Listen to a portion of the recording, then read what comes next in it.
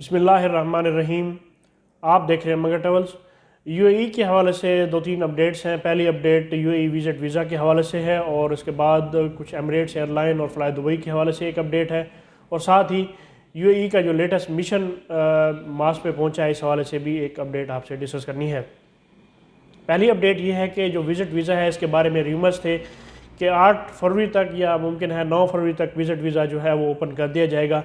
इस हवाले से फ़िलहाल कोई अपडेट नहीं है कि विज़िट वीज़ा ओपन हो चुका हुआ है। विज़िट वीज़ा फ़िलहाल सिंगल मेल कैटेगरी में फ़िलहाल बंद है, विज़िट वीज़ा ओपन नहीं हुआ और ये कब तक ओपन होगा, ये जैसे ही ओपन होगा जो ऑफिशियल चैनल है इस पर आपको ज़रूर इंशाल्लाह मगर ट्रेवल्स के थ्रू भी आपको आगाह कर दिया जाएगा। और साथ ही जो मेन जो इदारे हैं जिसमें गल्फ़ न्यूज़ वगैरह और इस तरह खलीज टाइम्स, ये इन इदारों में भी ज़रूर आपको ये ख़बर मिलेगी। फ़िलहाल आप किसी एजेंट के झांसे में ना आएँ और ना ही किसी को आपको पैसे दें इस हवाले से, क्योंकि अभी फ़िलहाल वीज़ाज़ जो है वो बंद है।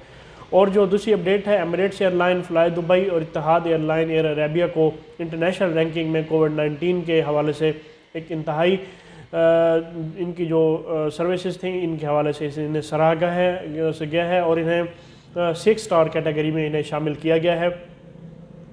ये सिर्फ़ और सिर्फ कोविड-19 के दौरान जैसे ही जो वबाई अमराज और इसके दौरान जो ट्रैवलिंग थी इस पर इन लोगों ने जो SOPs पे अमल करवाए हैं और साथ ही इन लोगों ने अपना जो फ़्लाइट ऑपरेशन वो भी कैरी किया है और जो पैसेंजर्स हैं इनमें कोविड-19 का फैलाव और बाकी जो इक़दामात थी जिनमें सैनिटाइज़र वगैरह, मास्क वगैरह और जो समाजी फासला था इसको बरकरार रखना, इस हवाले से इन सब चीज़ों को मिला के ये जो मुत्तहिदा अमीरात की जो एयरलाइंस हैं जिनमें एमिरेट्स एयरलाइन, फ्लाई दुबई, इत्तेहाद और एयर अरेबिया को इन्हें 6 स्टार कैटेगरी में शामिल कर दिया गया है और इसकी जो टॉप जो कैटेगरी है उसमें एमिरेट्स एयरलाइन सबसे पहले नंबर पे है।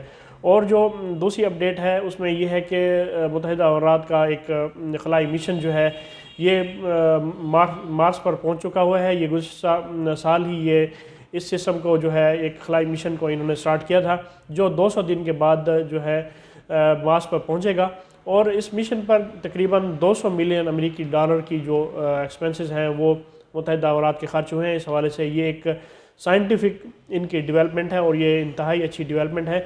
और इसकी मैं आपको थोड़ा सा डिटेल इस हवाले से ये बता दूं कि ये 50 करोड़ किलोमीटर तवील सफ़र करके ये रोबोटिक जो एक खलाई जहाज़ है ये फरवरी 2021 में यानी कि